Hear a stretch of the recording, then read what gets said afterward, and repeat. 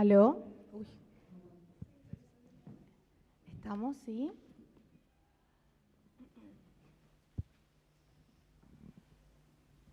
Bueno, vamos a comenzar la tercera mesa.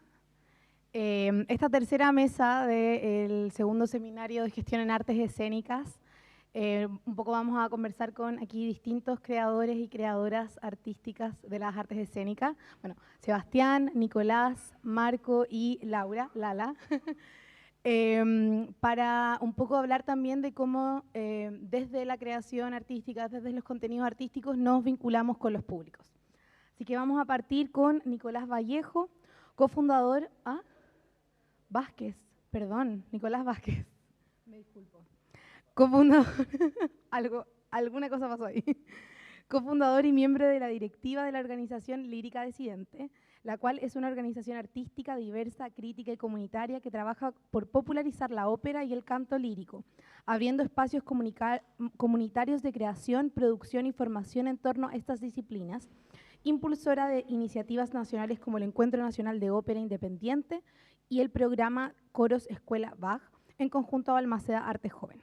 Así que ahí te dejo, Nico, para que puedas explicar. Hola a todos, ¿se escucha? Ahí sí. Bueno, yo vengo un poco a conversarles de algo que quizás no están muy interiorizados, un poco de las catacumbas, vengo a hablarles de la ópera. Y quería partir, si me permiten, haciéndole una pregunta a todos. Si pudieran levantar la mano, ¿quiénes han ido a la ópera alguna vez? Ya, como menos del 10%. Bacán. ¿De esas personas que levantaron la mano han ido más de alguna vez a la ópera? ¿Sí? Una. Ya. Dos. Oh, solo una vez. Participé. Ah, perdón. Sí. No puedo. No cuenta. Claro. Bueno, esa es un poquito la realidad que quiero venir a conversarles. O sea, yo soy uno de los fundadores de Lírica Disidente, que es una organización que parte un poco desde el ser cantante. O sea, con mi mejor amiga en un momento nos dijimos como ya un poco cansadas también de no tener espacios para profesionalizarnos, para foguear repertorio, para subirse arriba a las tablas. Dijimos como, oye, ¿y si hacemos una ópera? Así parte un poco la idea de Lírica Disidente, que en un primer ciclo, en donde nos enfrentamos como al desafío de montar el primer acto de Don Giovanni, nos encontramos como que nos fuimos profundizando como en esta situación un poco que se ve reflejada como en esta falta de públicos que existe de la ópera, pero también comentarles que a nivel nacional, en un catastro como súper artesanal que se ha hecho a partir de la Asociación de Cantantes Líricos de Chile, estamos hablando de un universo de alrededor de 170 cantantes profesionales en todo Chile. Entonces estamos hablando de un medio muy, muy, muy, muy pequeño, en donde la gran hegemonía de la ópera históricamente la ha tenido el Teatro Municipal de Santiago. Como para contarle un poquito de cifras, en cifras de consumo, consumo cultural, nos encontramos que el 84% de las personas encuestadas jamás ha ido a la ópera, de las cuales el 1.9% ha ido en el último año. Estas son cifras del 2019.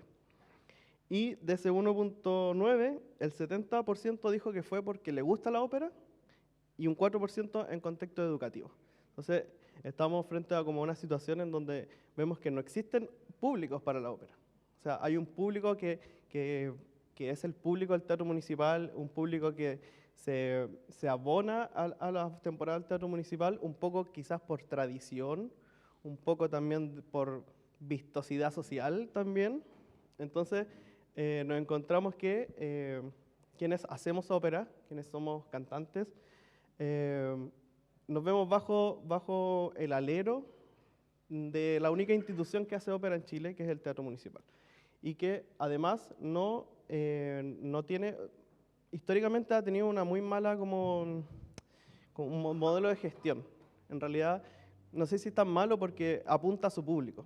O sea, lo que ha hecho, lo que ha hecho el Teatro Municipal es guardar la ópera para quienes ellos, a quienes ellos la han dedicado siempre, que es como son la élite económica, élite culturales de nuestro país. Entonces, en ese sentido lo han hecho súper bien.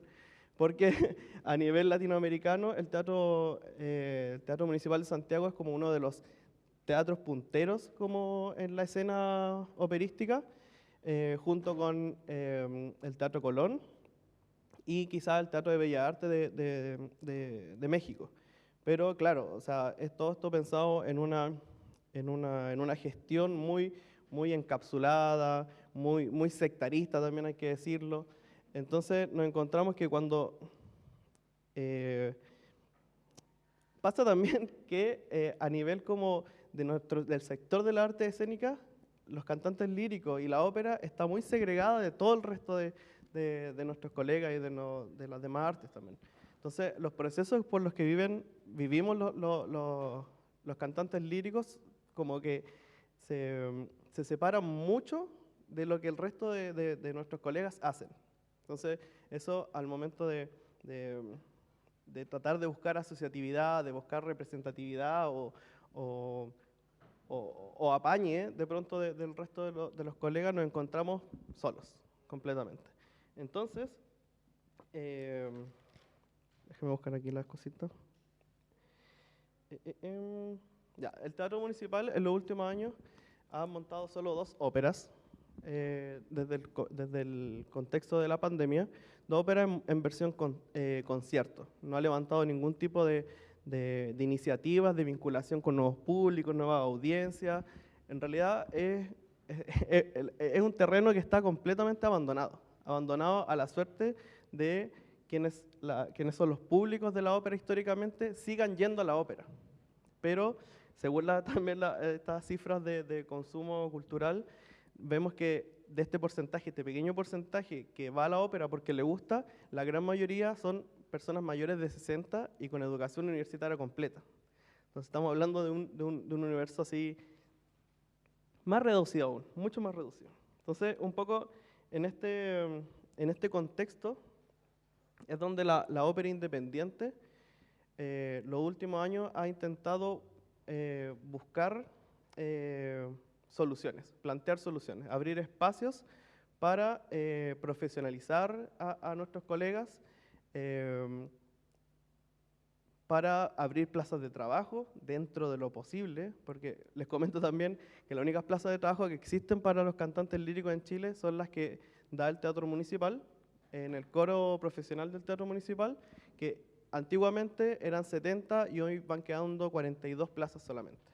Plazas que no se renuevan, que cuando se van jubilando los colegas, el teatro va decidiendo no renovar plazas porque al teatro le sale más conveniente no tener cuerpos estables que tenerlos, digamos. O sea, tercerizar todo lo que se vaya necesitando para las producciones que vayan haciendo. O sea, los coros de apoyo son como toda esa fuerza laboral que llega boleteando para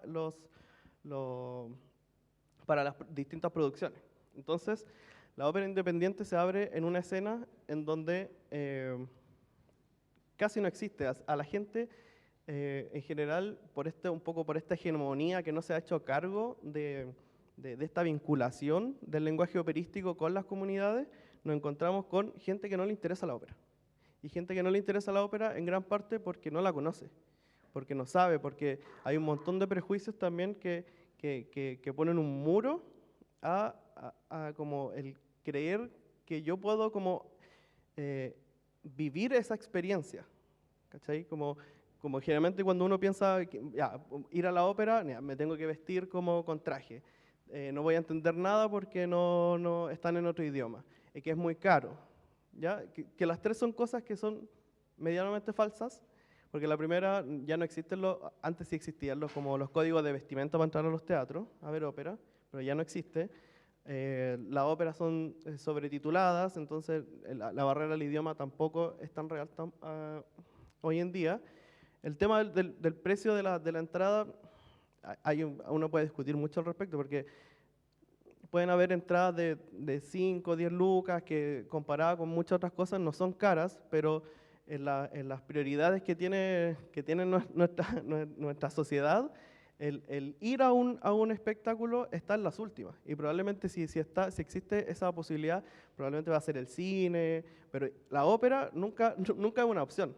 Y también es culpa de quienes han llevado la batuta de esto. O sea, no han habido ningún tipo de iniciativas reales que puedan darle una vigencia hoy en día a la ópera.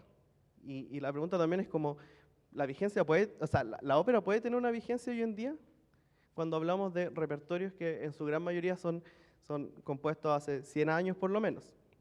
Entonces, Lírica Disidente un poco intenta trabajar en ese campo de la ópera independiente, y buscando vincular el lenguaje operístico con las comunidades. ¿Cómo ha sido nuestro modo operandi en este sentido? Es buscar la identificación de las personas en lo que está ocurriendo en la ópera.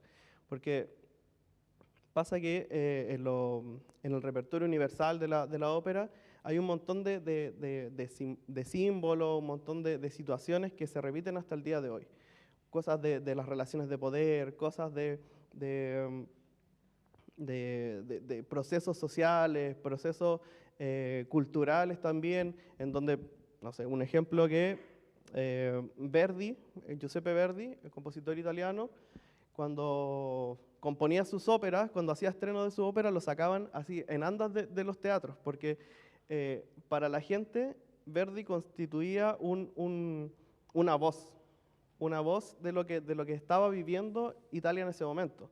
Él fue como muy importante en el periodo de la reunificación italiana. Entonces, la gente tenía la ópera como un lenguaje, un portador de mensajes válidos y muy poderosos, porque la ópera lo es al final de todo.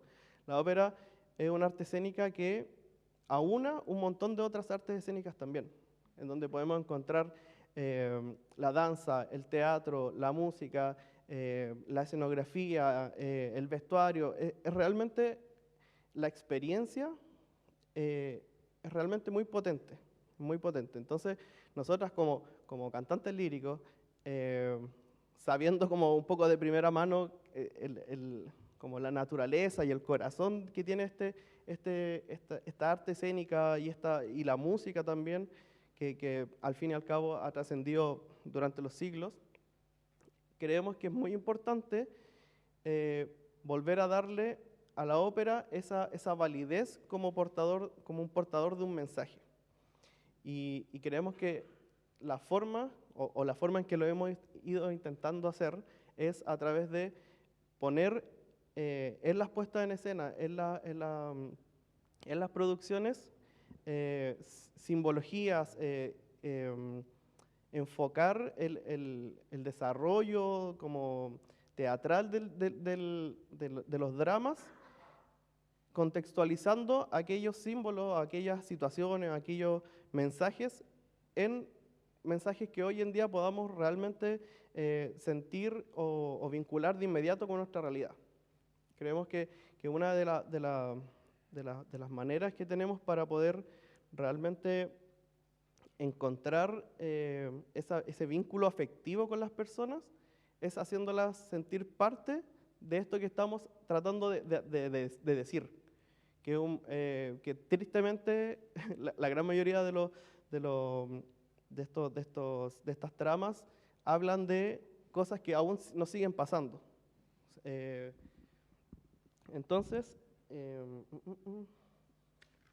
quería mostrarles un tráiler de una película que estamos en proceso de finalizar la producción, que es una película documental sobre la producción de L'Enfant Prodigue, que es una ópera de Claude Debussy, que dura media hora y que el año pasado la realizamos en el Centro Experimental Perrera Arte, un lugar donde nunca antes se había hecho una ópera y que tuvo una acogida tremenda. Entonces quería mostrarles un poquito del tráiler de esa película.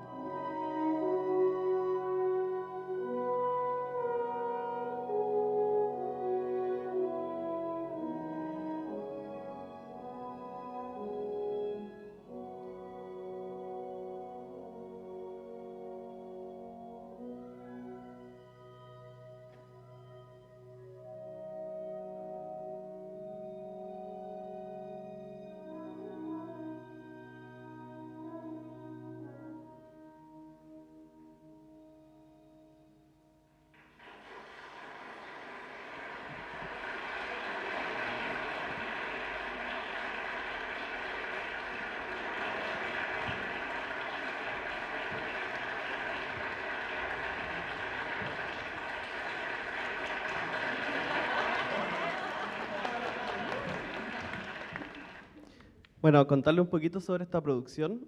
Como les comentaba, esta ópera dura media hora. Es una ópera que está originalmente compuesta como una cantata, que en estricto rigor una cantata es como está basado en un texto bíblico, en donde hay una orquesta y unos solistas que cuentan la historia. Entonces, esta cantata está compuesta en base a la parábola del hijo pródigo, ¿ya? En donde Claude Debussy, esto es una de sus primeras óperas, como estos principios del impresionismo francés, toma esta parábola y le da un giro, porque en la parábola siempre se habla del padre, este padre sostenedor, como protector de su nombre y qué sé yo, como con este hijo que se va y lo deja todo, entonces esta relación como de mucho orgullo. Ya, Claude Debussy agrega el rol de la madre aquí. Entonces el rol de la madre tiene un papel primordial porque es quien está todo el tiempo hablando sobre la ausencia, hablando de la conexión con este hijo que ya no está, y también esta relación con el padre, que el padre se muestra indiferente frente también al dolor de la madre. Entonces, encontramos en esta ópera varios factores que nos parecían súper primordiales para poder hacer una producción que pudiese tener un impacto grande en personas que nunca habían ido a la ópera. Una, por ejemplo, la duración, media hora. Generalmente, no sé, alguien que no tiene ninguna conexión con alguien que no tiene ninguna conexión con la ópera, va al Teatro Municipal a ver una ópera cualquiera, no sé, le toca a Wagner justo, 5 horas viendo la cuestión. Que el primer acto nomás dura 1 hora y media y ya a los 15 minutos que te queréis morir. Y lo digo desde mi visión también. A mí me cuesta mucho como digerir Wagner, hay que estar como muy, muy concentrado. Entonces, claro, una persona que va como a un primer encuentro con la ópera y tiene este encuentro, nunca más vuelve a buscar ese encuentro. Entonces, esta ópera de media hora nos pareció una muy buena como obra para intentar vincular afectivamente a las personas con el lenguaje, y además tenemos el rol aquí primordial de la madre, ¿ya? Como que nuestra idea era poder invitar a reflexionar acerca de este rol de la madre y cómo las personas vivían ese rol también, porque después, finalizada la ópera, hacíamos un pequeño conversatorio donde abríamos la palabra para que la gente pudiese contarnos cómo habían vivido esta pequeña historia. Entonces, en media hora la gente tenía una catarsis, porque la música es muy, muy impresionante. Estar en la perrera, en un espacio muy pequeño en donde uno puede estar en la ópera, escuchar las voces aquí mismo, tener los subtítulos siempre para seguir la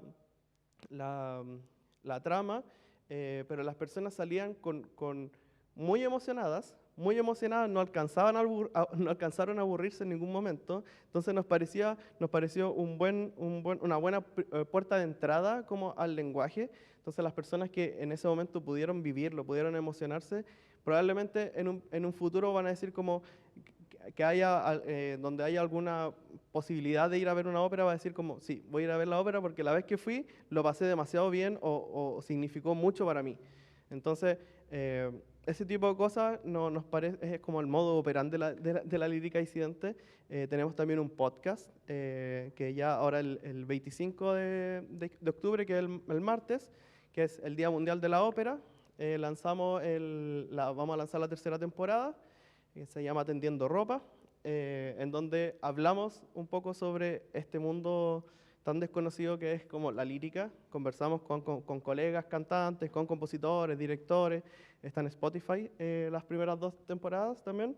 Y ahora, para cerrar, estamos en un proyecto muy grande, muy importante con Balmaceda Arte Joven, en donde estamos creando los coros Escuela Bach, que son coros que tienen un enfoque pedagógico, social y comunitario en la experiencia artística. En este momento hay coros en Biobío, Valparaíso y la región metropolitana. Y van a haber 2 programas en Antofagasta y en Los Lagos también, por un impulso de ahí del del Fondo de Reactivación Cultural del Ministerio. Entonces, a través de estos programas, por ejemplo, el Coro Escuela, también buscamos que quienes en una búsqueda de nueva experiencia, de experiencias artísticas, puedan adentrarse en un proceso pedagógico y social a lo que es el lenguaje de la lírica, el lenguaje de la ópera. Entonces, un poco por ahí han ido nuestros proyectos, nuestras iniciativas en pos de cambiar un poco, de darle vuelta a la tortilla a este medio que es muy difícil, porque el Teatro Municipal lo tiene todo y no hace nada. Así que eso, síganos en las redes, por favor. Gracias, Nico.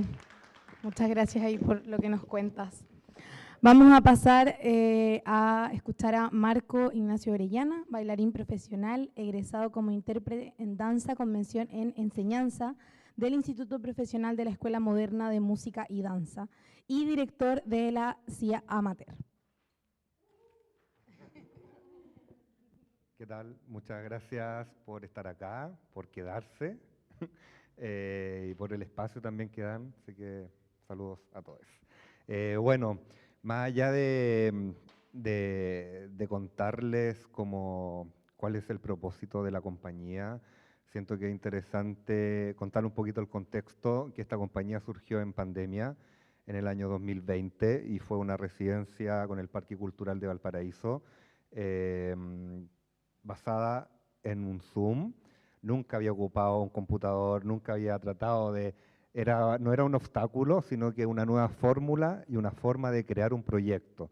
Entonces hicimos una convocatoria con diferentes chiques, diferentes artistas, no profesionales en cuanto a títulos, sino que amantes del movimiento, y de ahí surgió la corporalidad. Se trabajaron 2 meses por Zoom y nada, era muy loco porque cada espacio era tu metro cuadrado, tu pieza, tu living, tu baño, tu closet, como que empezamos a jugar cómo ocupas y desocupas y transformas tu espacio en nuevos escenarios, que son tus lugares de descanso, cómo los vas transformando, cómo tu closet puede ser tu camarín, cómo tu pieza puede ser tu teatro y cómo tus lámparas puede ser tu cenital. Entonces desde ahí empezamos a crear esta obra que era un dance films, y luego los chiques se conocieron en vivo. Entonces ahí está lo interesante de cómo traspasan la pantalla para luego juntarse durante una semana a crear este proyecto. Y nada, como que estábamos en pandemia, no se podían abrazar, no se podían besar, no se conocían, y era como, hola, tú eres el que estaba ahí en la cámara, tú eres el que estaba acá, sí. Y era un proceso muy enriquecedor también para nosotros. Y llegamos al teatro, al parque, y nos dimos cuenta que era un teatro gigantesco, que mi espacio donde yo ensayaba la coreografía era de 1 por 1, y luego llegué al teatro y era de 20 por 20, era como, ¿qué hago aquí ahora? Entonces ahí tuvimos una semana para entregar herramientas, para transformar, y luego desde ahí hicimos esta película que se llama Amateur, donde ha girado por varios países. Ha estado en Brasil, en Perú, ahora va a estar en Colombia, en la Cinemateca, en Bogotá, he estado en Argentina, en Bolivia. Entonces siento que es una obra que trasciende más allá de la película, sino que traspasa algo cultural, una identidad, y ve a los cuerpos tal cual son, porque eso también es el legado de la compañía y la estética, de trabajar la diversidad de cuerpos, la expresión y la identidad de género. Aquí no se trabaja con tu orientación, sino que se trabaja con la persona, y eso es lo más importante de la compañía. Aquí el género es una especie de transformación, donde tú te puedes liberar, tú puedes ser quien quieres ser. Entonces es un espacio para poder jugar, fantasear, probar, desanarte, porque muchos chiques se encontraron en esta obra y en esta compañía. Como que ahora hay algunos que ya les gusta salir con pelucas, con tacos, hacen show, dejaron sus trabajos, porque se dieron cuenta que ahí estaba su identidad. Entonces, como que de a poco este trabajo y esta compañía empieza a buscar espacios donde tú te puedas encontrar. Hay gente que tenía problemas psicológicos, donde está con trastornos bipolares, y desde en base a eso hicimos una película, de ahí que les voy a contar lo que viene. También hay personas que tienen hijos, tienen familia, y se dieron cuenta que querían ocupar cosas brillantes y la sociedad no se los permitía. Entonces se dieron cuenta que al ponerte algo no pasa nada, como que no me cambia, solamente soy yo, pero con otro color. Entonces también van agarrando empoderamiento y fuerza y atreverse a usar lo que tú quieras hacer, a bailar, a mostrar tu cuerpo. Amateur tiene mucho cuerpo, entonces eso es lo interesante, que se pone ahí en juicio de que el cuerpo es el protagonista de la obra. Entonces es un espacio de transformación. Y nada, como que aquí anoté algunas pequeñas cosas que se valora al artista, se dignifica, se transforma el espacio en un nuevo escenario. También ocupamos el espacio no convencional. En el teatro lo transformamos, ocupamos las butacas, la escalera, la iluminación. Es como romper, como decía la compañera Connie, de romper la cuarta pared para que el público también se pueda acercar a la obra, porque siempre hay una distancia, ¿no?, entre el espectador y el artista. Y siento que es interesante para nosotros como involucrar al espectador a que viva una experiencia, a que le pueda producir un estado, una emoción, más allá de un gusto, sino que a mí me interesa que le pase algo, que sugerir una cosita en la guata, que tenga un tema de reflexionar después, porque hay muchas obras que pasa desapercibido y la gente no lo cuestiona, no cuestiona la obra, sino que hay gente que dice me gusta, no me gusta, pero siento que la labor del artista y la labor mío también como coreógrafo es dar un mensaje político, social, entregar algo, un mensaje para que la gente lo pueda conversar, como, oye, ¿qué te pareció este tema, este salud mental, el cuerpo, viste la estética, qué cosa te imaginaste? Siento que también es importante que uno como artista tiene que entregar un mensaje más allá de que es mostrar algo lindo o feo, sino que traspasar eso y que la gente lo pueda comentar, dialogar, sacar conclusiones, crear un debate. Entonces siento que la compañía Amateur tiene mucho de eso. Luego terminamos esta película y nos juntamos a hacer la obra en vivo. Entonces mucho público vio esta película y después la fue a ver en vivo y fue catártico. Fue una experiencia muy potente porque veían a los actores, a los bailarines por la pantalla y después se vieron que era la misma obra, porque la obra se hizo pensando cómo iba a ser en vivo. Entonces después tuvimos Matucana 100 y la fila estaba eterna, hasta la Patricia Bunster, estaba allá la fila, y era increíble cómo el público se acercaba. Entonces ahí está la pregunta de cómo uno puede trabajar en pandemia, acercar a nuevos públicos. Yo creo que la base de nosotros es hacer algo cercano, hacer algo que mantenga vivo al espectador, que lo haga pensar, que lo haga cuestionar, que lo haga repensar, que lo haga soñar, que lo haga fantasear y que al público le den ganas de ser parte de la obra. Siento que ahí está lo interesante de una obra, por ejemplo, la obra Amateur, que todo el público al final de la obra había una parte de improvisación donde poníamos un tema y la gente se acercaba a bailar y ocupaba la pasarela, se creían modelos, fashionistas, habían chiques que bailaban, voguing, queer, performance, entonces como ver al espectador que estaba ahí y estaba soñando, imaginándose, entonces siento que eso es la clave para generar nuevas audiencias, porque pasa mucho en la danza que hay danza contemporánea, que el público no se acerca a ver porque no entiende y no le llama la atención, porque hay algo poco empático, donde el intérprete solamente hace obras para uno mismo, como que yo hago mi obra para mí y no tengo empatía con el público. Tú como público métete en mi mente y listo. Entonces siento que en mi caso no me gusta trabajar en eso, me gusta trabajar para que el público, más allá de buscar un resultado, que sea pretencioso o no, sino que al público le pase algo, traspasar algo. Entonces siento que ahí está la dinámica de la creación coreográfica, de la performance, del teatro físico, porque yo soy bailarín, no soy actor, entonces mezclo el teatro físico, el teatro musical, También trabajo en la Universidad del Desarrollo dirigiendo alumnos que estudian otras carreras como medicina, arquitectura, fonoaudiología. Entonces, en base a eso voy construyendo personajes, seres. Entonces son las herramientas que tengo para trabajar con las personas amateur. Entonces ahí las dignificamos, las valoramos, le entregamos un espacio donde tienen maquillaje, vestuario, iluminación, que siempre al amateur se pone como en otra línea, ¿no? Como al profesional, al amateur, al estudiante, y por qué el amateur no puede profesionalizar. Entonces ahí está la compañía, nosotros más allá de la palabra amateur, sino que profesionalizamos al amateur entregándole un trabajo profesional, riguroso, con dedicación, con respeto también, porque se trabaja sobre la identidad de cada uno.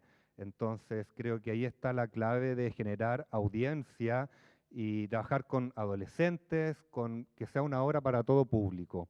Obviamente, quizás para niños de 8 años esta obra no es, porque hay escenas que creo que por la infancia siento que cada etapa tiene que tener su obra, ¿no? Su color, su textura. Entonces siento que para un adolescente sí lo es, como lo generamos con Mediación del Parque, que fueron varios liceos emblemáticos de acá de Valparaíso, y nada, como que los chiques dieron sus reflexiones y para ellos decían, yo quiero bailar contemporáneo, quiero vestirme así, me quiero maquillar así, vi felicidad, vi tristeza, me pasó que yo en mi casa bailo lo mismo que ustedes, yo quiero estar aquí, quiero clases. Entonces uno a veces como que encierra y se vuelve un poco elitista. Como no, yo creo que esta obra es para esto, es sectorizado, y a veces uno comete el juicio de entregar, de que quizá esta obra puede ser abierta no solamente para un público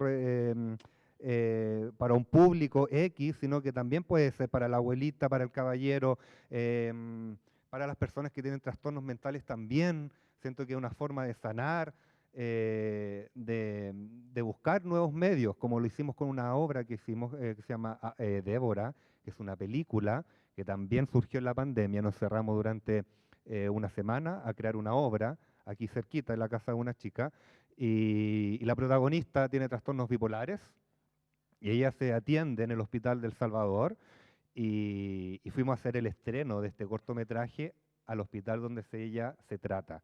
Y fue brutal, porque los médicos estaban todos ahí, y ella dijo, ahora no vengo a buscar mis medicamentos, sino que vengo a contarles que soy protagonista de mi propia película. ¡Pah! Y mostró la obra, y los médicos estaban así en shock, porque decían, la pastilla es la que te sana, la pastilla no sé qué, obvio, te ayuda, pero el cuerpo, la danza, a ella le ayudó a no sufrir más ataques de pánico, estuvo a punto de suicidarse también y se dio cuenta que tenía una obra y se dio cuenta que era importante y que su vida, toda su vida va a estar reflejada en una película. Entonces, ahí está lo hermoso de la compañía, que tiene una diversidad de cuerpos. Yo termino paloyo, debo confesarlo, porque, porque el coreógrafo es psicólogo, es terapeuta, y ahí está el proceso mental también de uno, como uno atiende estos casos, se mete, porque el creador y el director siento que tiene que entrar en el cuerpo, porque hay muchos directores que solamente manejan, dirigen, y me ha pasado cuando me han llamado a películas o a comerciales, que el director solamente manda, pero el director no se involucra. Entonces un director siento que tiene que estar dentro de la performance, investigar, actuar, bailar, sentir, para luego traspasar el material, porque ahí se vuelve más cercano y más real. Entonces, esto pasó con la película. En este hospital, que fue hermoso este encuentro, fue muy sanador también para el área de salud, que ellos se dieron cuenta que a través de no solamente del medicamento pueden buscar fórmulas, sino que también a través de la danzaterapia, la reflexión, y nada, ese es el cortometraje que se llama Débora, y ahora pronto se va a estrenar la película en el GAM, el 30 de noviembre, son todos invitados, ¿ya? El 30 de noviembre, la película Débora. Eso, a grandes rasgos, sobre la compañía, los nuevos medios. Es importante, siento que como creador, es importante acercarse, investigar qué es lo que pasa en la actualidad y desde ahí darle un vínculo y una transformación a la creación, como inspirarse en la sociedad, en el estallido social, en el graffiti, la arquitectura, la fotografía, no solamente en la danza, en ver películas, libros, en la vida cotidiana de cada persona también, porque ahí está la realidad. Entonces va en el sello del coreógrafo de cómo tú transformas esta obra, para no hacerlo tan obvio o tan literal, sino que cómo empieza a transformar. Dale una vuelta, juega, transfórmalo, cámbialo de espacio, búscale otro plano, ponle otra música, a ver, ponle un reggaetón, contemporáneo reggaetón, ponle un clásico. Y siento que ahí está lo interesante de cómo vais transformando estas texturas. Y por eso desde ahí, desde la compañía surgió Amateur Exportación, donde nos dimos cuenta que una obra con 20 performers, siento que es súper complejo llevarlo a diferentes países y que lo que nos pasó en Santiago Off, en el festival, en el encuentro de programadores, que decían, ya, pero ¿cuántos intérpretes son? 20. Ah, no podemos llevarlos. Y como, es súper triste, porque ahí entramos como, entonces ahora tengo que hacer un solo, tengo que hacer un dúo, ¿hasta qué punto le estoy cerrando las puertas a las personas que quiero hacer algo grupal y tengo que dedicarme a algo individual? Entonces, ahora nos invitaron a Bolivia con la compañía, estamos viendo si la DIRAC, ProChile nos puede ayudar y si no, hacemos una rifa. Como que esa es la compañía también de apañe, como que no solamente vivimos de los fondos, y de hecho en ningún momento hemos postulado un fondo, sino que el parque nos ha ayudado, ha sido un colaborador increíble, nos ha entregado el espacio, con Alonso, con Tamina, y la Fundación Santiago Off también ha sido súper importante en colaborar con nosotros, nos abre las puertas y cree también en la compañía.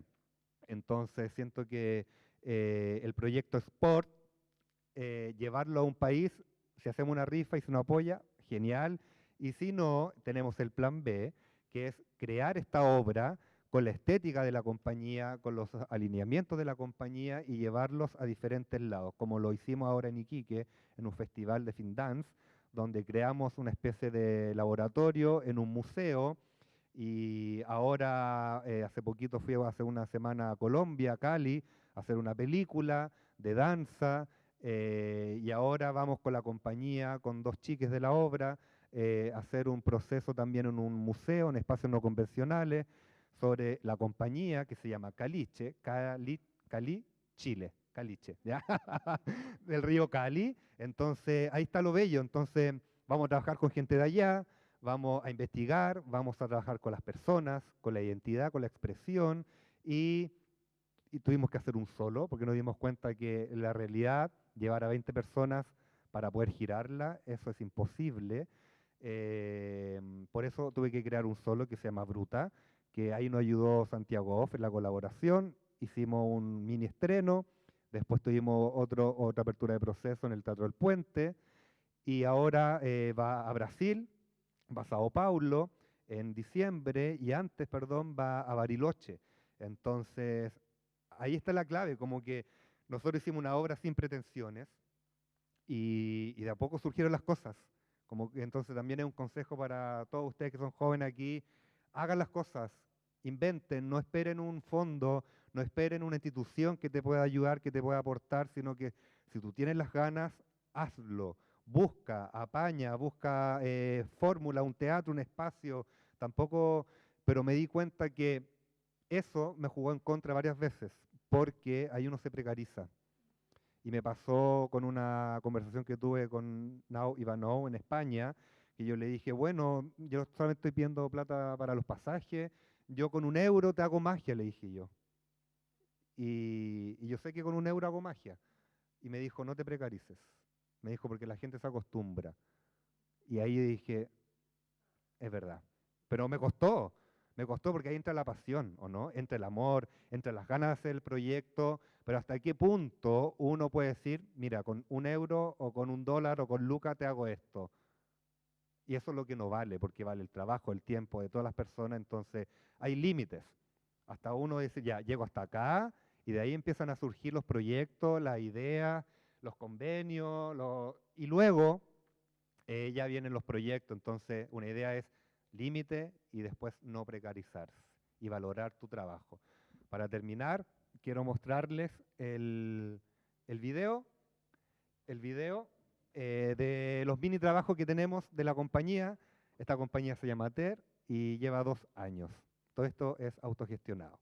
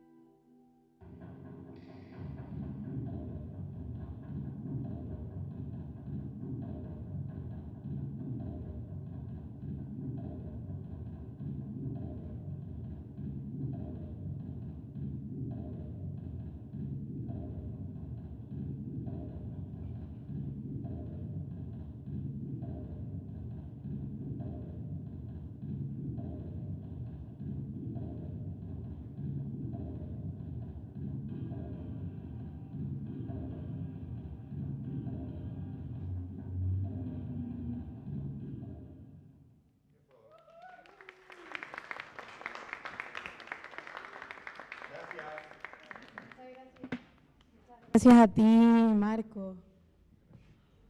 Ahora vamos a escuchar a Sebastián Ayala, actor, dramaturgo y productor teatral, licenciado en teatro con especialidad en dramaturgia.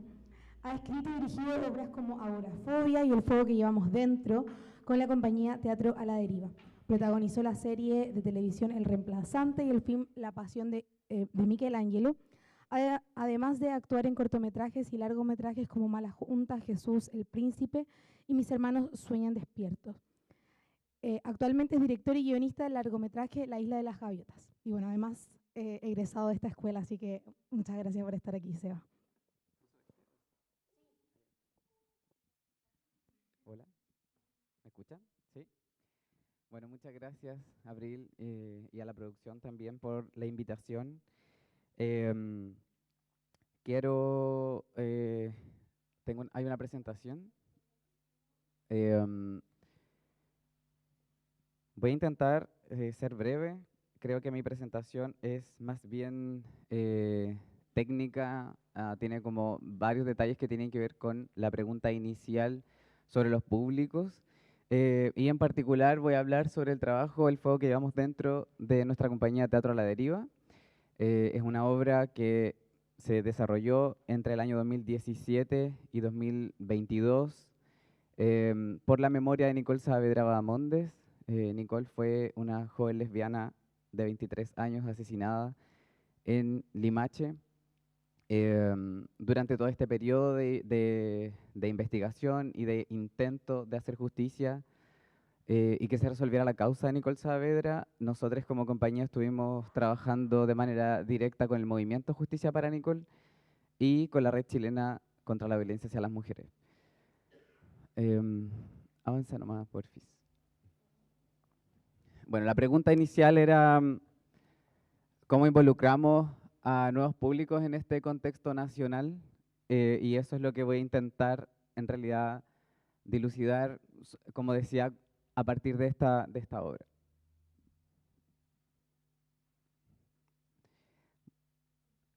Bueno, les contaba que bueno, la compañía, una compañía que nace en 2014 de manera autogestionada, partimos desde Balmaceda, Arte Joven. Yo hice mi práctica de la especialidad de dramaturgia, en ese entonces todavía se llamaban especialidades, creo que ahora se llaman menciones. Hice mi práctica de dramaturgia en Balmaceda y conocí un grupo de, también a propósito, gente amateur del teatro, y con esas personas me quedé trabajando hasta ahora. Con el tiempo también se fueron sumando actores y actrices profesionales, y incluso algunos de ellos entraron a la escuela a estudiar teatro y volvieron siendo ya actores profesionales a la compañía. Somos una compañía que habla a partir de la memoria y en particular sobre la memoria local. Local me refiero a la región de Valparaíso. Nuestro primer montaje que estrenamos es Agorafobia, inspirado en el incendio de la discoteca Divine. Es una obra que se trabajó a partir de la metodología del teatro documental. Investigamos durante aproximadamente 4 años para escribir este texto y luego montarlo.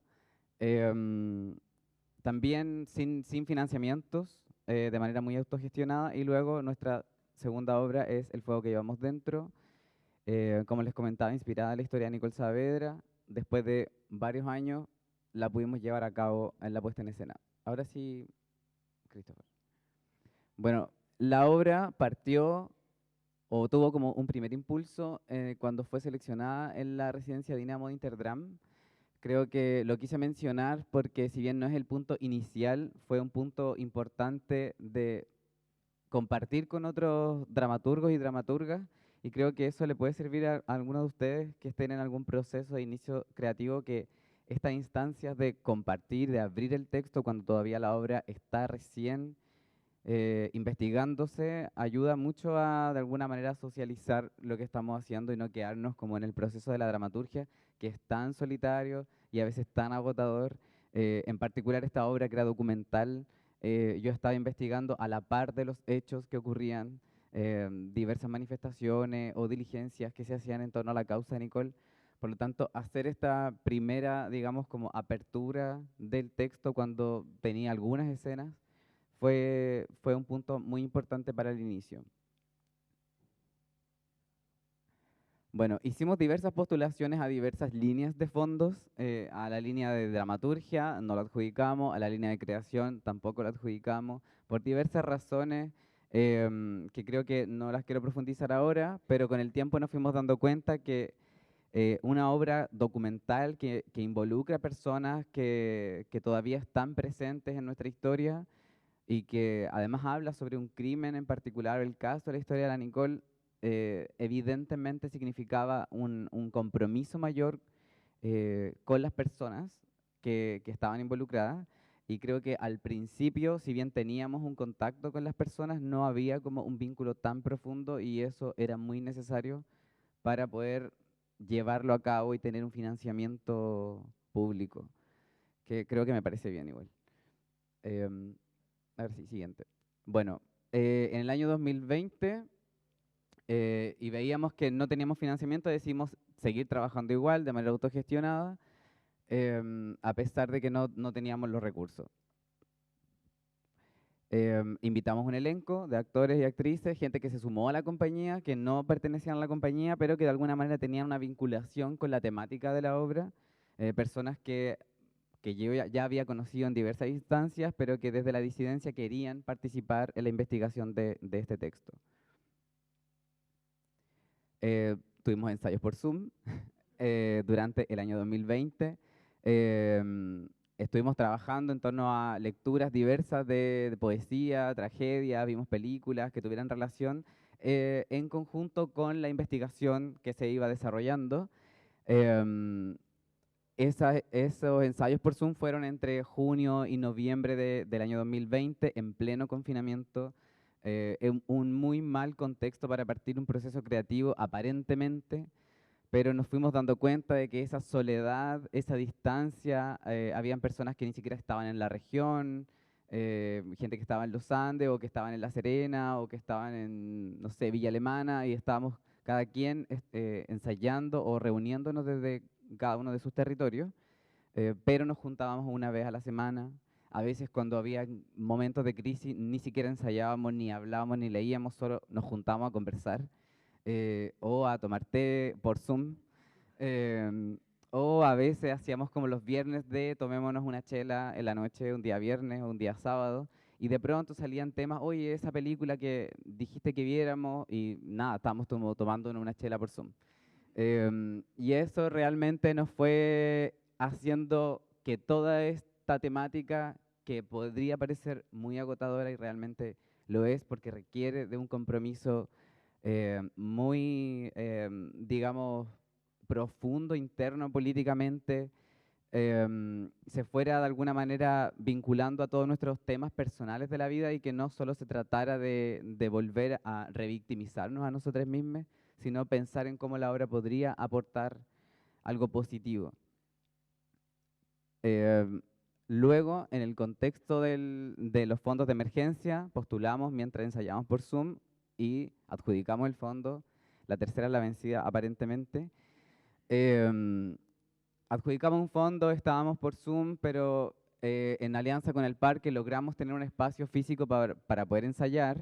Volvimos a la presencialidad con todo el miedo y todo lo que significaba salir todos los días, 3 veces o 4 veces por semana, tomando una micro, con mascarillas, con restricciones, sin saber realmente si teníamos que cumplir con el distanciamiento estando en un ensayo, con mascarillas, sin mascarilla, qué hacemos, nos podemos tocar o no.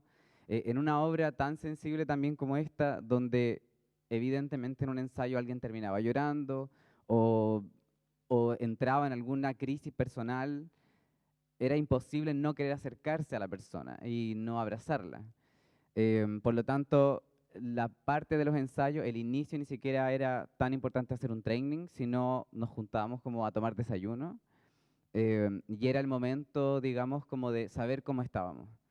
Los ensayos de 3 o 4 horas, por lo menos la primera hora o 40 minutos, era de tomar té, conversar de cómo están, qué hiciste ayer, qué película viste, qué serie estáis viendo, y luego entrar a la obra.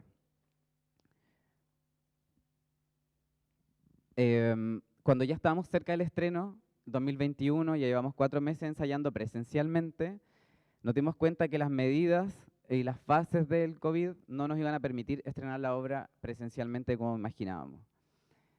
Entonces teníamos dos opciones, seguir esperando hasta que eso se flexibilizara o estrenar la obra pronto y que sirviera para la investigación de la causa de Nicole que seguía abierta y que la obra iba a aportar de alguna manera eso.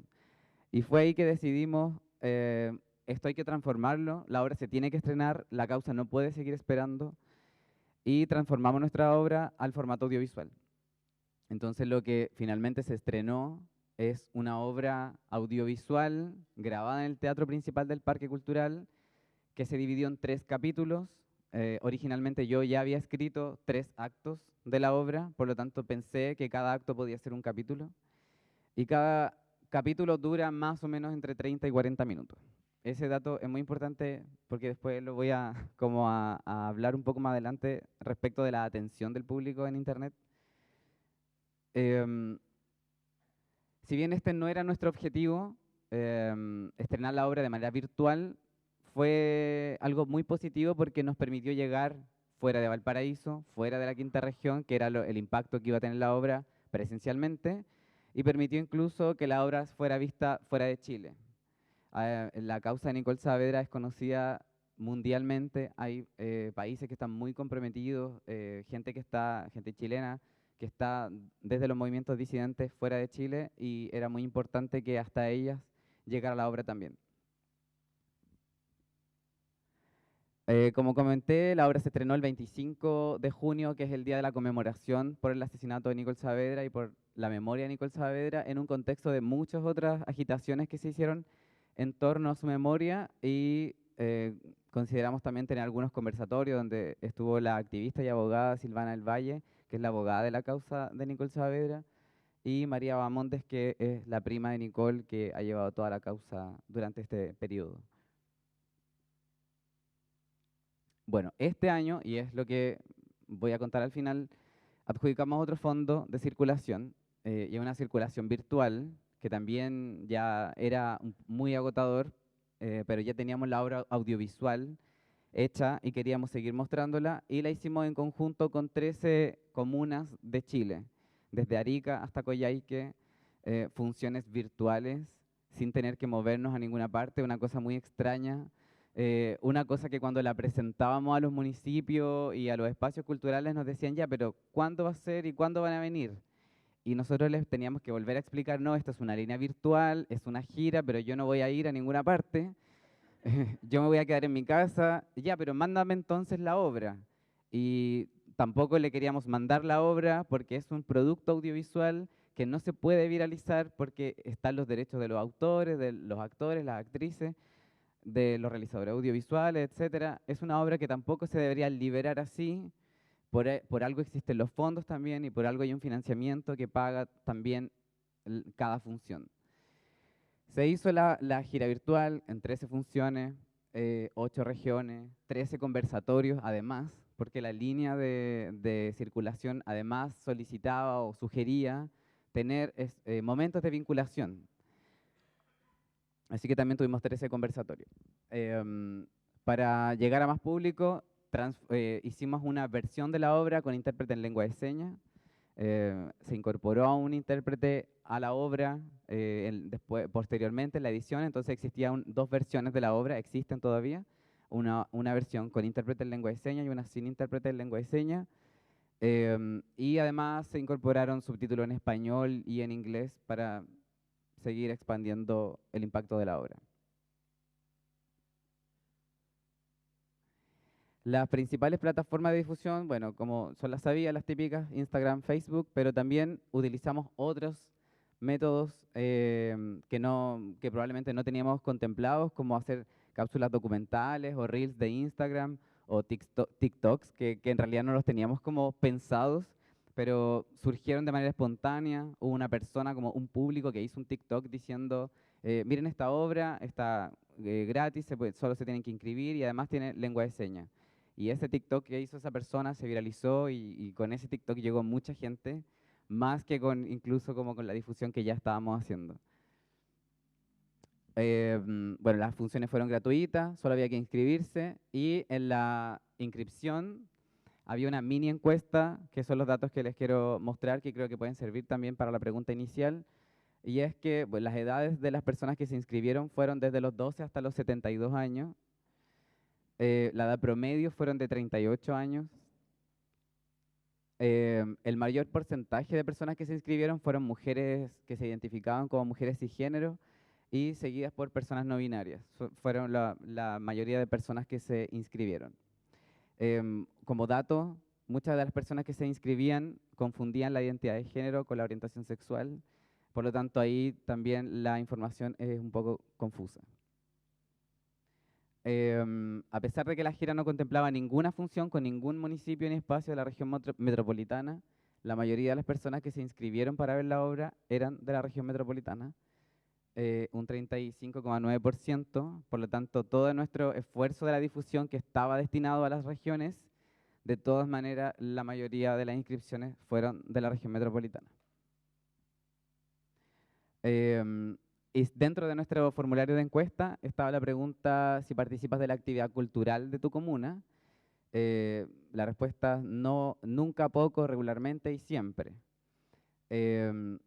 Haciendo esta presentación me di cuenta que la sumatoria del nunca y el poco es la misma que la del rechazo y la de regularmente y siempre es la misma de nuestra última votación.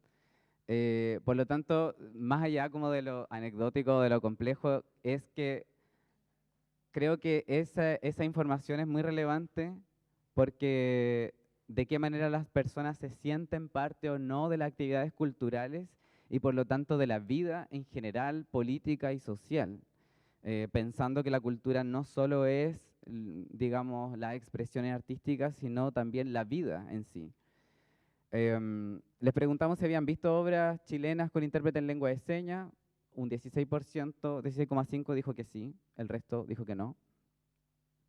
Si pertenecían a la comunidad sorda, solo un 1%, o sea, 20 personas dijeron que sí, todo el resto dijo que no. Si pertenecían a la comunidad LGBT, el 61,2% dijo que sí. Les preguntamos, bueno, con qué letras se identificaban, la mayoría como lesbianas o como bisexuales, y el resto no aplicaba porque no pertenecían a la comunidad. Les preguntamos si habían visto obras teatrales en formato audiovisual y casi la mitad dijo que sí y la otra mitad dijo que no.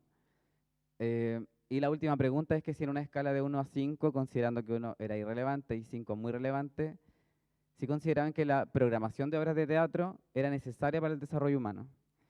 Creo que es el 90,8% dijo que sí, o sea, que era muy relevante. Un porcentaje muy bajo dijo que era irrelevante. Bueno, como dato, creo que esto ya ustedes lo pueden manejar, pero las funciones, tuvimos dos funciones, o sea, 2 temporadas de estreno, la primera con un cobro de entrada y la segunda que fue gratuita, financiada por el fondo. En la primera, que era pagada, la mayoría de la gente que compraba su entrada terminaba viendo la obra. Pero cuando fue gratuita, mucha gente se inscribió, pero no vio la obra. Otra cosa es que, según la plataforma de YouTube, que fue nuestra primera temporada que hicimos de estreno, el tiempo de atención fue entre 16 y 20 minutos por video. Según Vimeo, el tiempo de atención fue entre 19 y 21 minutos. Bueno, y cada capítulo dura entre 30 y 40 minutos. Otros datos es que la gente, bueno, generaba más interacción cuando una persona, un actor o alguien del elenco subía un video diciendo, hola, vean la obra, está en tal plataforma, a que subir un afiche o subir algo como InMóvil o digamos como una gráfica de las típicas. También creamos unas cápsulas documentales con un tiempo adecuado para redes sociales de 2 a 3 minutos y también esas cápsulas en Instagram y en YouTube tenían mucha interacción, muchas reproducciones, lo compartían, lo guardaban. Ustedes saben que bueno, Instagram entrega ciertas estadísticas como de cuánta gente lo guardó, cuánta gente lo compartió, y toda esa información la seguíamos utilizando para las siguientes publicaciones. Y aunque no lo crean, pero la gente guarda cosas muy extrañas, como un saludo. No sé, 1000 personas guardaron ese saludo de alguien que decía, hola, te invito a ver la obra. 1000 personas lo guardaron. Tal vez para que no se le olvide o qué sé yo, pero hay cosas que nadie se imagina por qué lo van a guardar o de qué les va a servir para después, pero es como una sensación como de acumular cosas. Siguiente, por fin. Bueno, en fin, los conversatorios no generaron la interacción que pensábamos. Eran muchos, teníamos 13 conversatorios, uno por cada función. Ya al final, ya en el conversatorio 10 estábamos todos agotados. Pero de todas maneras se grabaron igual, los subimos a nuestro canal de YouTube, están ahí por si alguien los quiere ver. Son conversatorios que duran 40, 50 minutos. Algunos finales ya se hicieron híbridos, o sea, la Muni de Viña, por ejemplo, la Muni de Quilpué, cuando ya eran las últimas funciones, dijeron, basta de virtualidad, pueden venir a hacerlo acá. Al teatro, está el teatro ahí, hagámoslo. Y en realidad, por la línea a la que nosotros estábamos ejecutando nuestro fondo, no se podía hacer nada presencial, porque era una línea virtual. Pero tratamos de camuflar y lo hicimos igual. Se hizo presencial, pero se transmitía por streaming, entonces igual estábamos cumpliendo con lo virtual, pero ya era como, basta de la virtualidad, basta de estupideces. Bueno, esto sí lo podemos pasar rápido nomás, es solo como un resumen. Tiempo de alcance, los tipos de prensa que logramos. Sí, no, tú dale nomás. Bueno, prensa, radio, televisión, medios digitales, todo esto durante 6 meses, durante 13 funciones. Era muy importante que los medios los espacios estuvieran tan comprometidos que hicieran sus propias publicaciones. Incluso hubo espacios, y aquí podemos pasar una pausa, pero hubo espacios que hicieron su propia, no, adelante. Hicieron su propia gráfica, como que nos pidieron las fotos, ¿no? Nosotros teníamos como contemplado hacer afiches distintos para cada función, pero algunos dijeron, queremos hacer nuestro propio afiche, mándenos la gráfica, etc.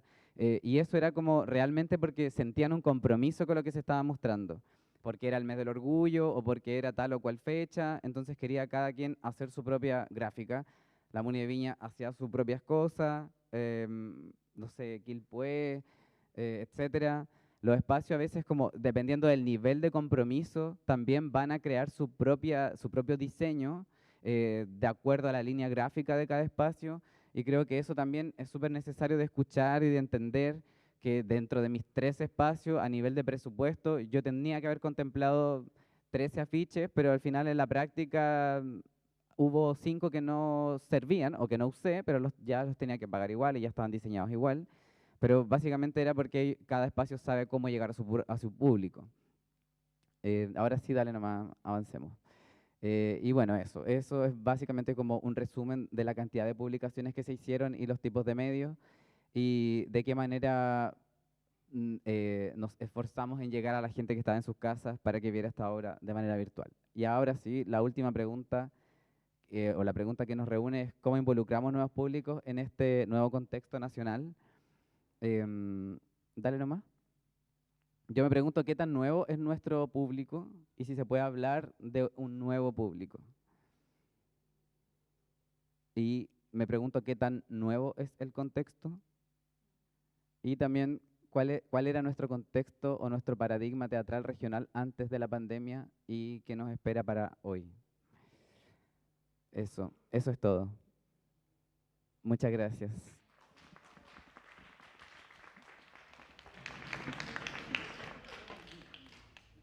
Muchas gracias, Seba.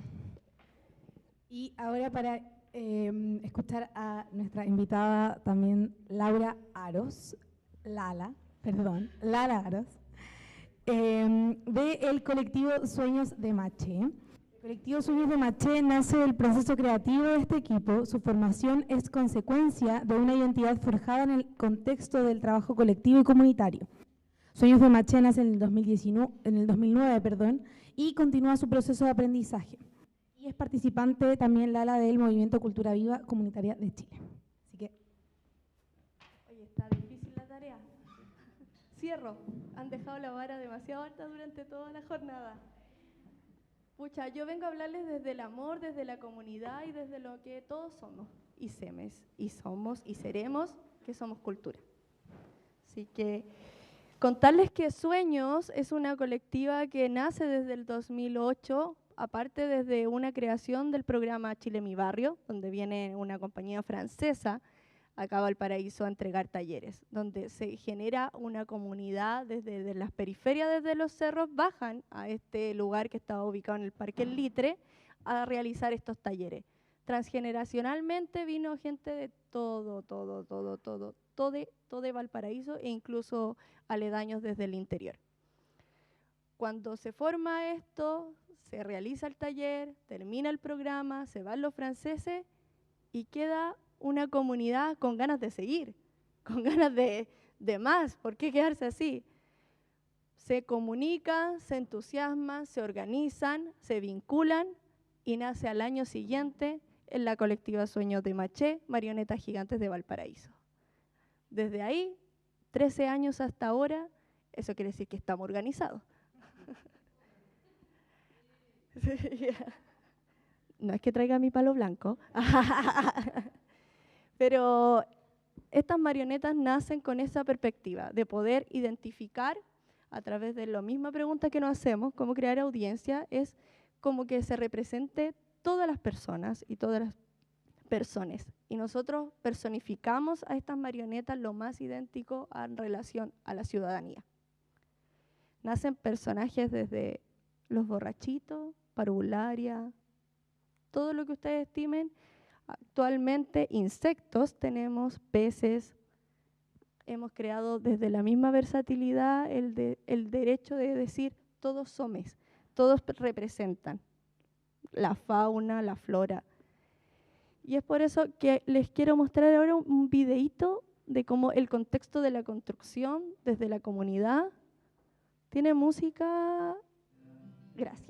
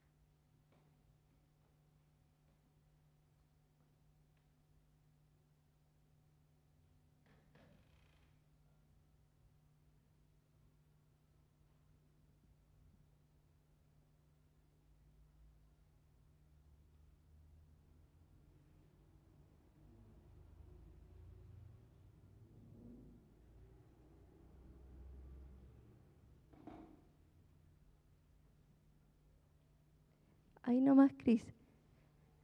Ahora sí. Esa co-creación parte desde el nacimiento de mostrar intervenciones con marionetas en las calles. Y esto mismo ha conllevado a una transformación de audiencias, porque solamente teníamos estas intervenciones a medida que íbamos a realizar cosas en las calles, en las veredas.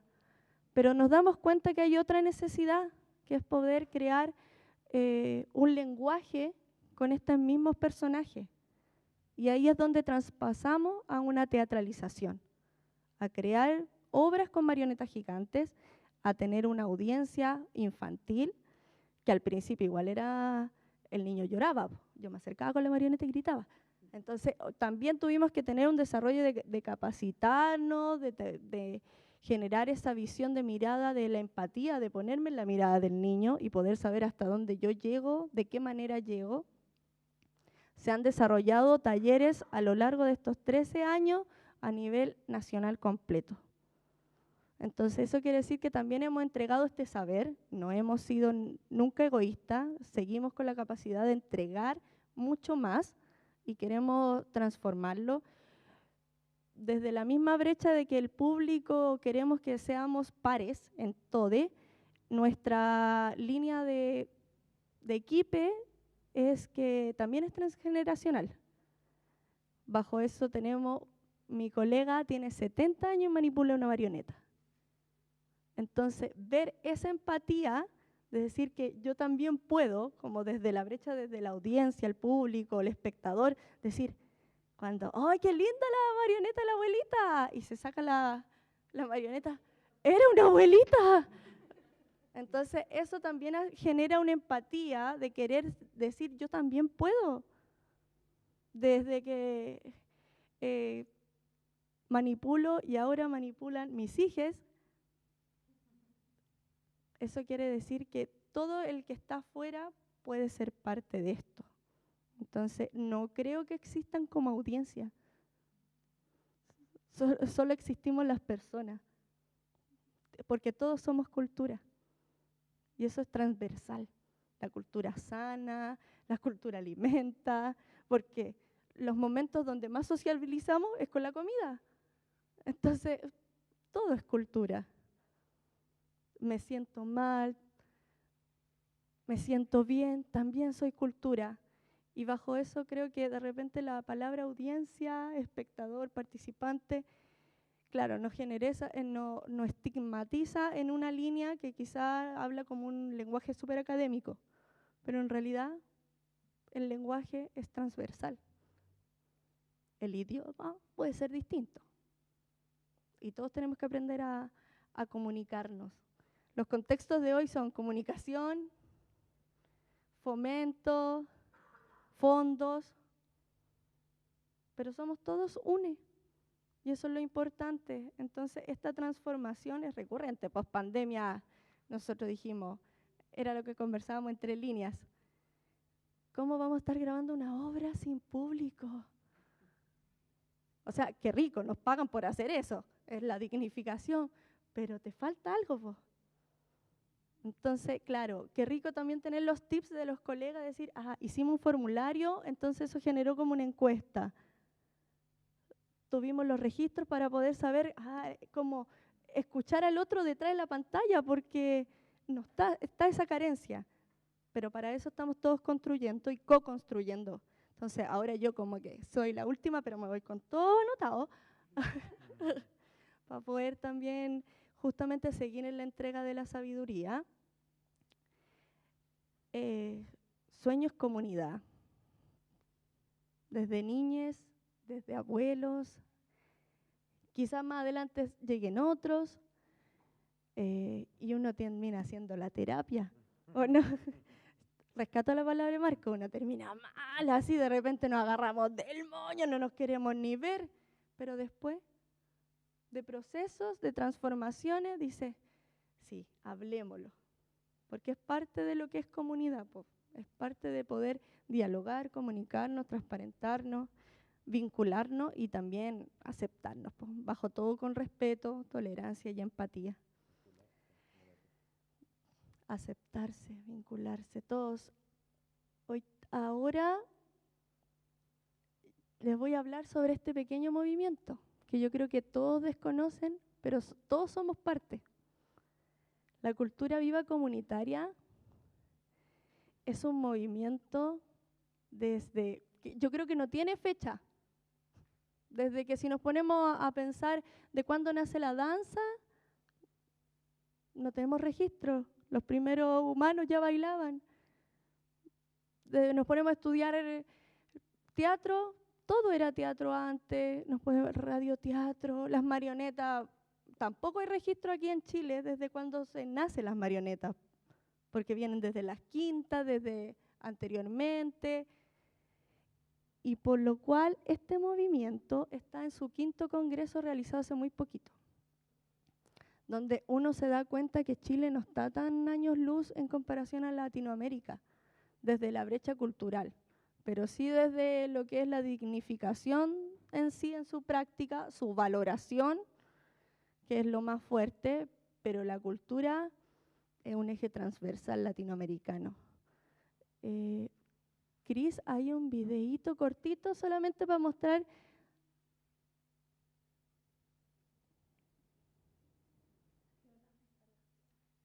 Sí, parece que quedó la descargas.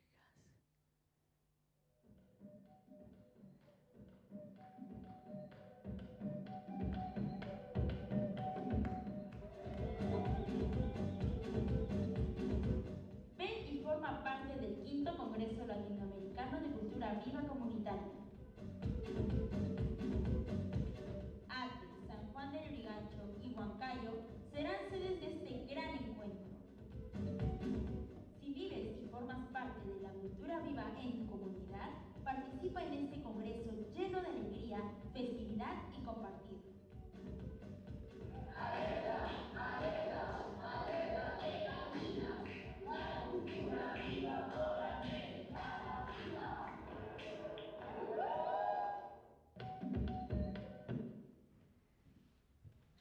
Nace el movimiento del 2013, fue el primer congreso en Bolivia.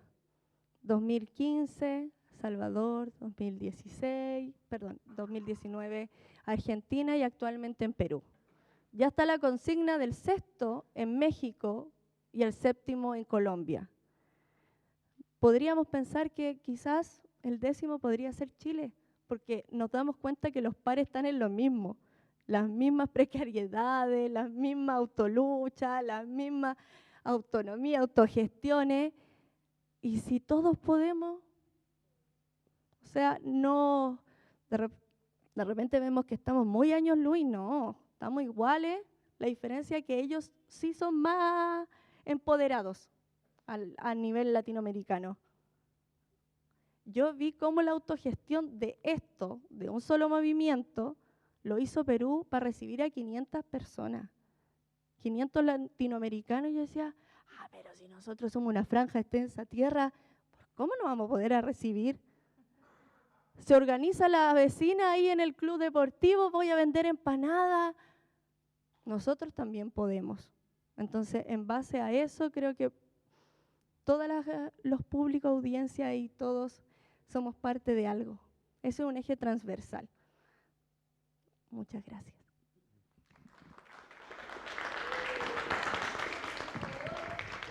Gracias, Lala.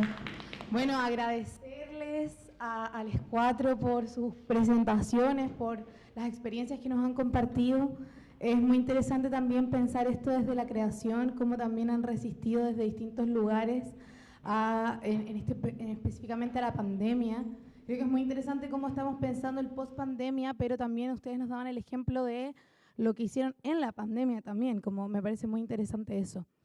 Tenemos muy poquito tiempo, no sé si abrimos para alguna pregunta para que podamos ir cerrando también y pasar a la vitrina. Antes de pasar a la vitrina, Gae, ¿alguna pregunta?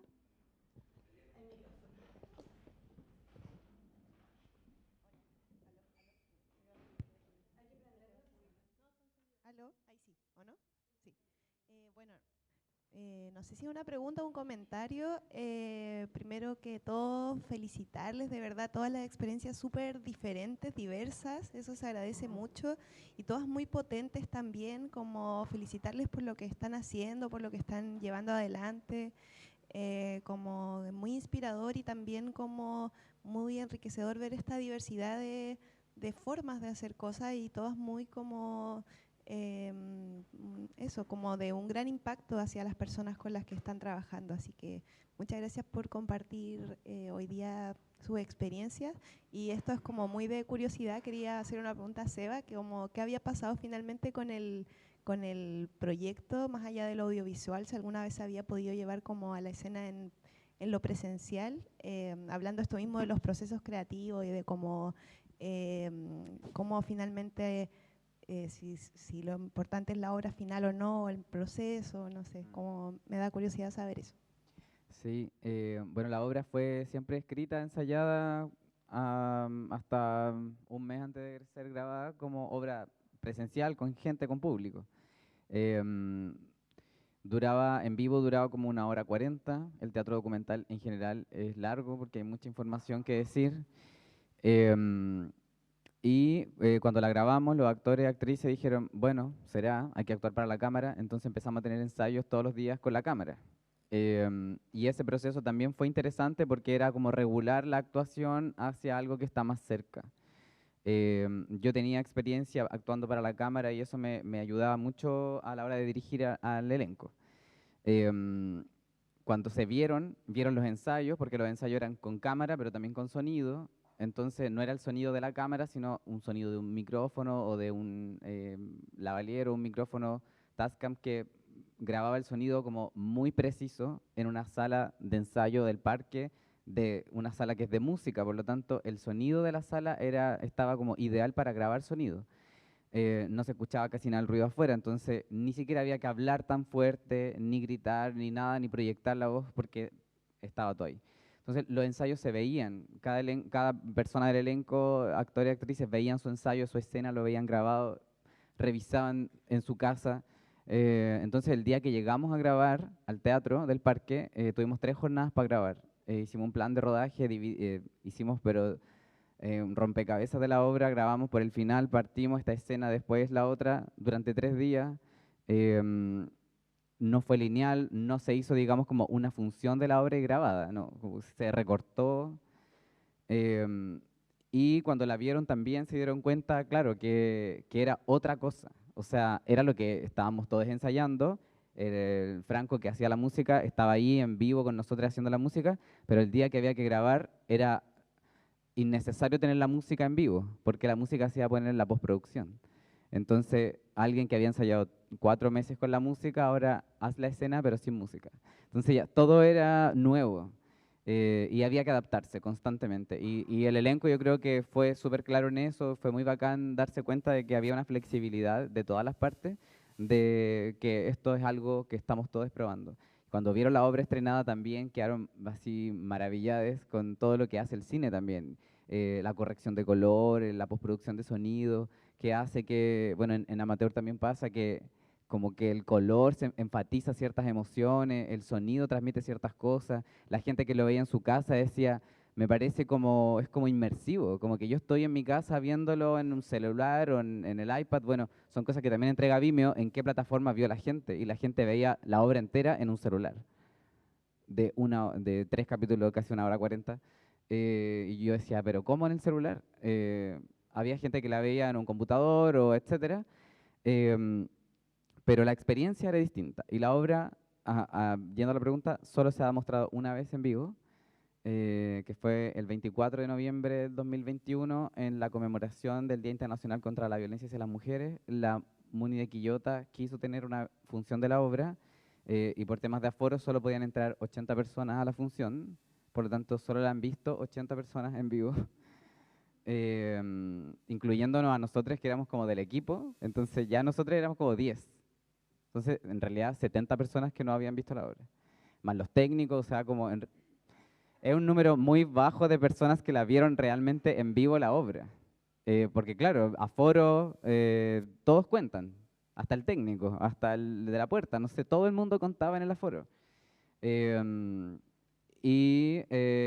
hizo solo esa función presencial, que se transmitió por streaming, en vivo, que ya era algo muy raro, a 3 cámaras en el teatro. Era como un programa de tele, pero actuando. Y virtualmente la han visto aproximadamente 5.500 personas de Chile y de todo el mundo. O sea, no sé, Alemania, España, Estados Unidos, Francia, no sé, Nicaragua. Como son datos que entregan las plataformas también de streaming que te dicen dónde está la persona viendo la obra o de dónde se inscribió. Y había gente así de países que jamás pensamos que la obra la iban a ver allá, pero trasciende a como a lo que tenemos de control. Pero eso. ¿Alguna otra pregunta, sino para ir cerrando? ¿No? Bueno, darles las gracias a Seba, a Marco, a Nico y a Lala por esta mesa, por exponernos sus experiencias, y bueno, a todos y todos que se quedaron a ver esta mesa y participaron de este seminario, que es el segundo seminario de gestión en artes escénicas. Así que bueno, ahora vamos a pasar afuera un segundo y después viene la vitrina GAE, hay que montar unas cositas y viene, así que no se vayan. Pero nuevamente agradecerles por su participación y a nuestros invitados.